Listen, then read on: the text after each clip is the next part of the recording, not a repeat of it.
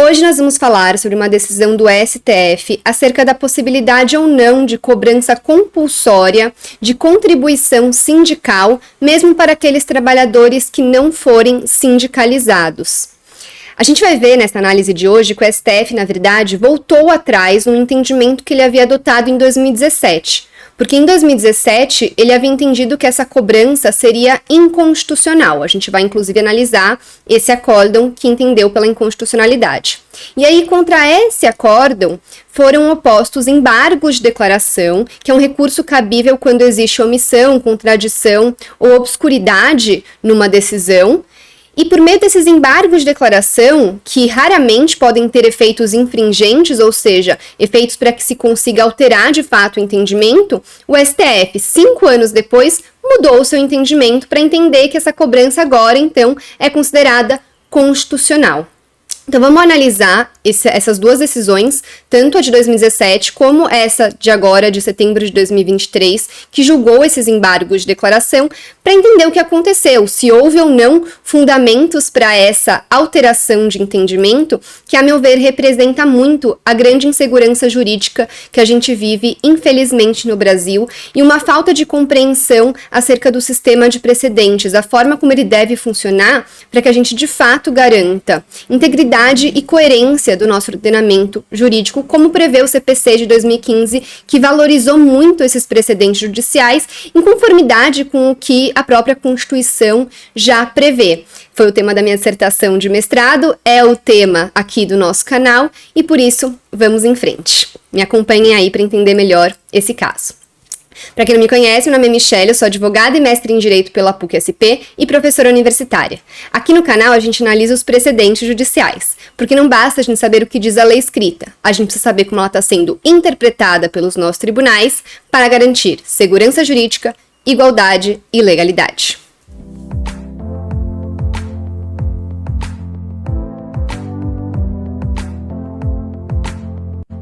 Como eu sempre falo aqui no canal, meu objetivo é dar autonomia para você que está me assistindo também consiga abrir uma decisão judicial e interpretá-la por conta própria. É isso que a gente vai fazer aqui junto agora. Mas antes, não se esqueça de se inscrever no canal, dar o seu like nesse vídeo e compartilhar esse vídeo com outras pessoas que possam se interessar sobre esse tema. Bom, então vamos lá.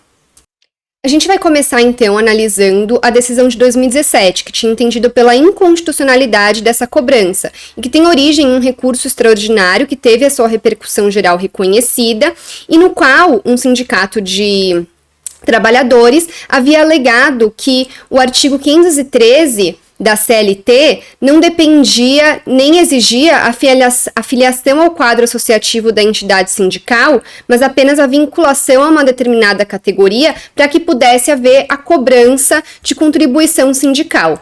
Então, basicamente, em primeira e em segunda instância, esse sindicato foi proibido de cobrar a contribuição sindical de trabalhadores que não fossem sindicalizados, apesar de pertencerem à categoria específica. E ele entrou, então, com esse recurso extraordinário, alegando que o artigo 513 não exigiria que houvesse a filiação ao sindicato para a possibilidade de cobrança para todos os trabalhadores que pertencem à categoria específica. Então, o ministro relator, que era o ministro Gilmar Mendes, ele afirmou que, na origem, foi entendido que a exceção da contribuição sindical, a imposição de pagamentos a não associado de qualquer outra contribuição, ainda que prevista por acordo ou convenção coletiva ou por sentença normativa, além de ferir o princípio da liberdade de associação ao sindicato, viola também o sistema de proteção ao salário. No sentido do que prevê, inclusive, os artigos 5º, inciso 20 e 8º, inciso 5 da Constituição Federal, que assegura o direito da livre associação e sindicalização.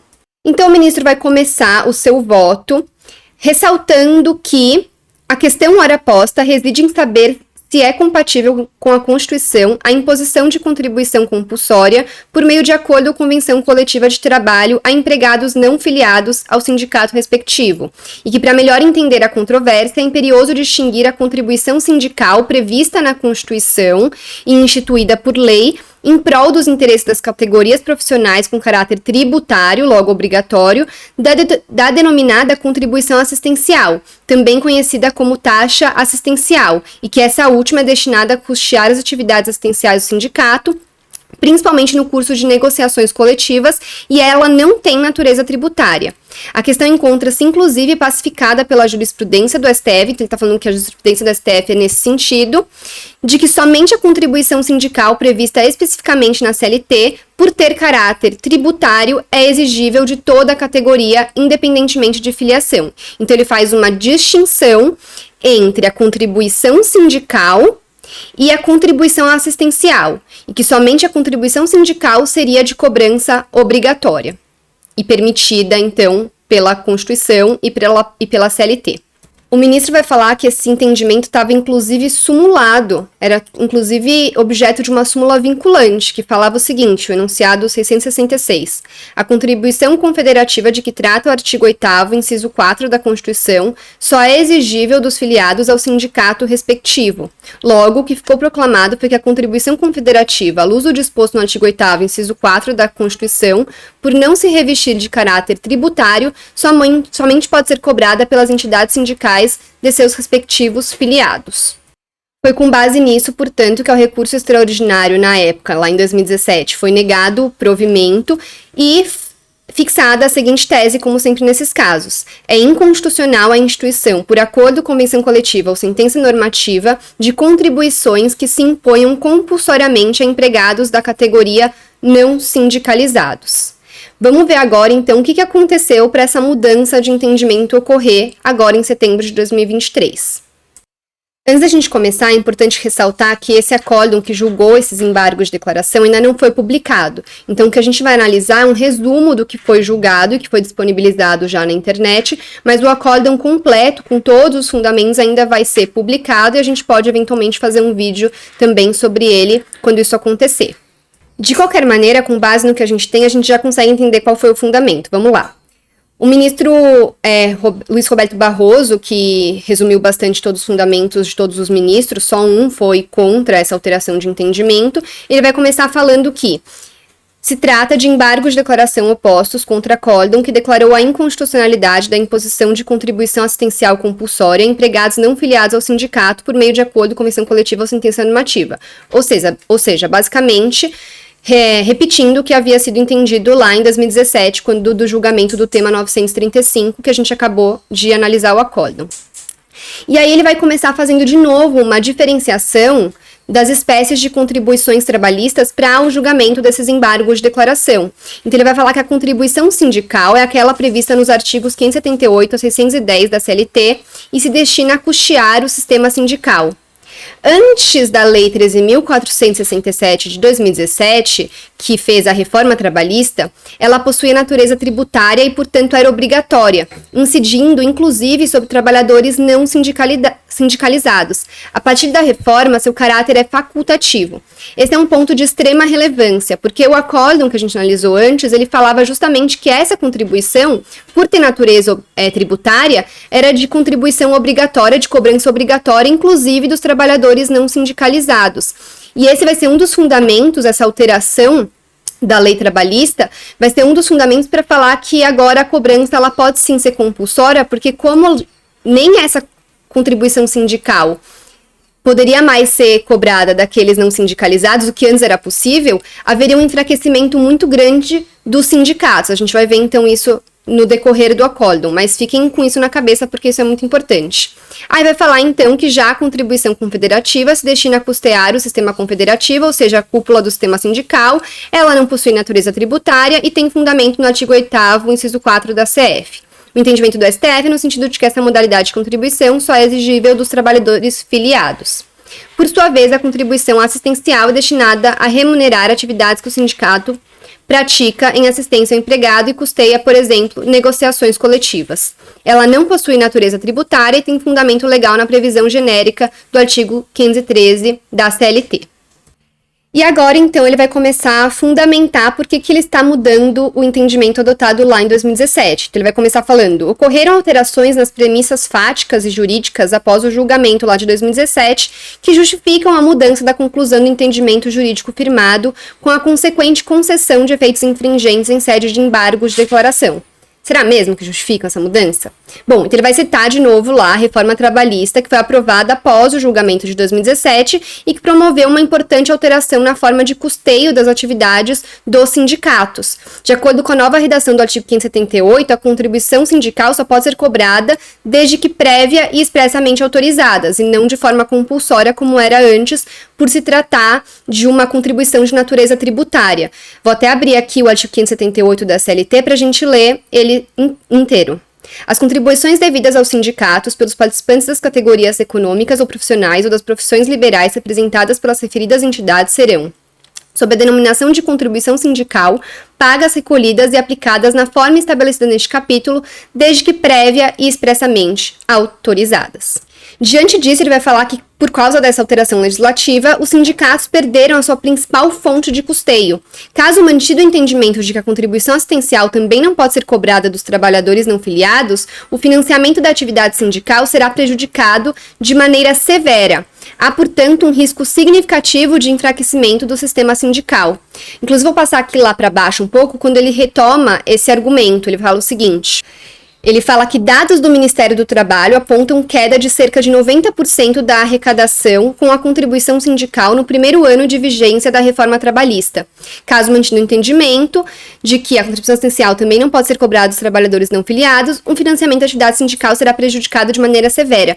Percebam que esse é um argumento completamente consequencialista de uma alteração legislativa que veio posterior ao julgamento e que, a meu entender, se é uma nova lei que traz novas consequências, eventualmente seria o caso de uma nova ação ser ajuizada, eventualmente questionando essa questão para chegar de novo no STF. Não um caso lá de 2017, foi julgado em 2017, conseguir alterar esse entendimento dessa maneira, com base nesse argumento consequencialista, que desconsiderou os fundamentos anteriores da liberdade de associação e de sindicalização. Né? Então, assim, desconsiderou aqueles argumentos anteriores sem justificar por que eles não seriam mais válidos para, com base em um argumento consequencialista, agora falar que a contribuição compulsória é constitucional.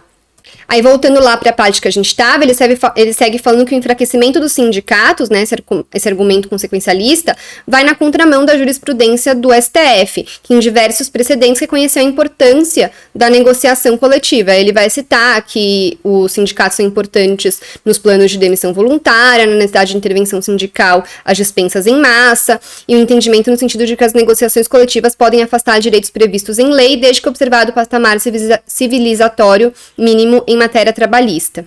E que, em decorrência de tudo isso, ele vislumbra uma contradição entre prestigiar a negociação coletiva e esvaziar a possibilidade de sua realização. Então, ponderando todos esses elementos em jogo, ele vai considerar válida a cobrança de contribuição assistencial, desde que prevista em acordo ou convenção coletivos, assegurando-se ao empregado o direito de oposição. Então, ao invés agora de o empregado ele ter que manifestar concordância em contribuir, quando ele não for sindicalizado, ele vai ter que manifestar a sua oposição. E não ficou claro nessa decisão, vamos ver quando o acórdão for publicado, se vai ficar claro de que forma ele pode manifestar esse direito à oposição, se ele tem que fazer isso uma vez, se ele tem que fazer isso anualmente. Então, ele fala, deve-se assegurar ao empregado o direito de se opor ao pagamento da contribuição assistencial. Convoca-se a Assembleia com garantia de ampla informação a respeito da cobrança e, na ocasião, permite que o trabalhador se oponha àquele pagamento. Mas se ele nem faz parte do sindicato, como que vai convocar a Assembleia, né? É um pouco confuso, né? Mais pra frente desse resumo do julgamento, o ministro ele vai falar aí um argumento com o qual eu acabo concordando um pouco mais, mas que não havia sido ventilado quando do julgamento lá de 2017. E talvez não fosse um argumento suficiente para afastar aquela fundamentação de que a cobrança compulsória violaria o direito à livre associação e sindicalização. Ele fala o seguinte: com o entendimento de que não se pode cobrar a contribuição assistencial dos trabalhadores não sindicalizados, cria-se então a figura do carona, aquele que obtém a vantagem, mas não paga por ela. Nesse modelo, não há incentivos para o trabalhador se filiar ao sindicato. Não há razão para que ele, voluntariamente, pague por algo que não é obrigatório, ainda que obtenha vantagens do sistema. Todo o custeio fica a cargo de quem é filiado. Trata-se de uma desequiparação injusta entre empregados da mesma categoria, porque ele fala o seguinte, olha, todos os trabalhadores vão ser beneficiados pelas convenções feitas pelos sindicatos, pelas negociações do sindicato, mesmo aqueles que não são sindicalizados. E aí, se a gente não tem mais nenhuma contribuição que é obrigatória, que é compulsória, a gente não tem mais nenhum estímulo para que as pessoas se filiem aos sindicatos, porque elas vão receber os benefícios de tudo isso de qualquer maneira.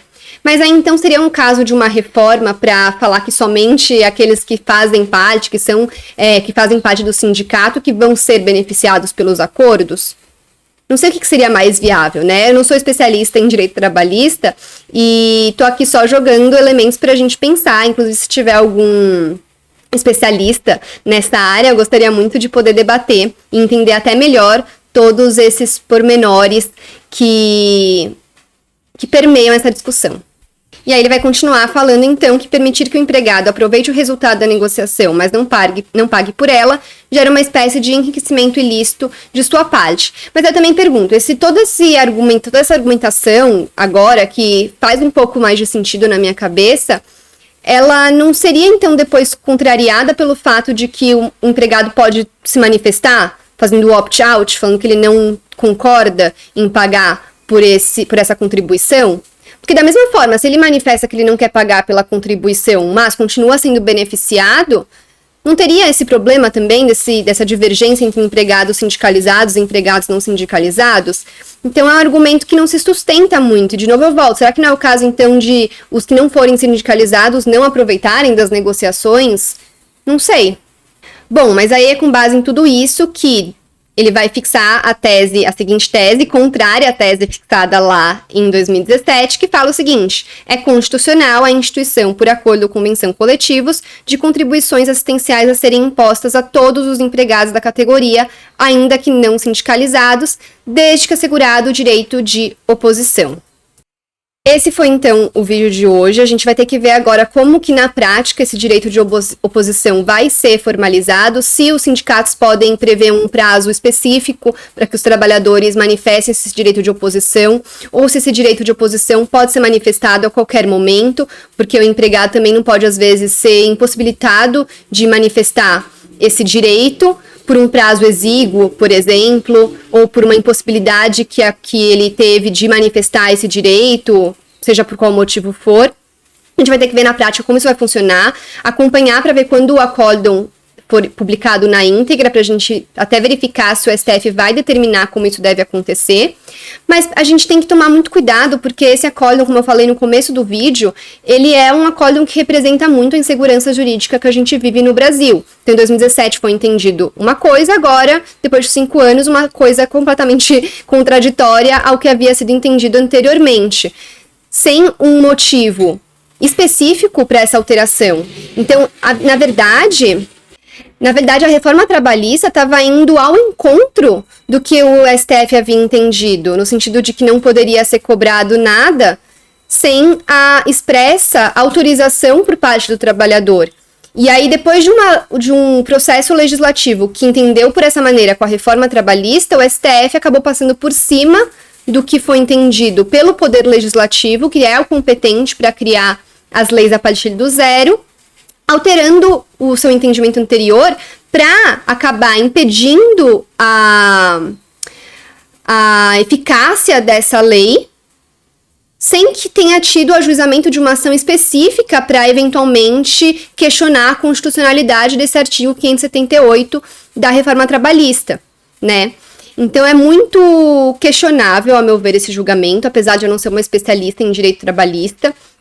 E gostaria até de ouvir a opinião de colegas e outros profissionais da área e também ouvir a opinião dos empregados, para ver o que eles pensam sobre essa contribuição, se eles concordam ou não, até para ver qual que é o anseio da população com relação aos sindicatos e a esse pagamento, quantos gostariam de fazer parte, de se filiar, quantos acham que não é necessário, quantos acham interessante a existência ou não, para a gente fomentar esse debate ainda mais.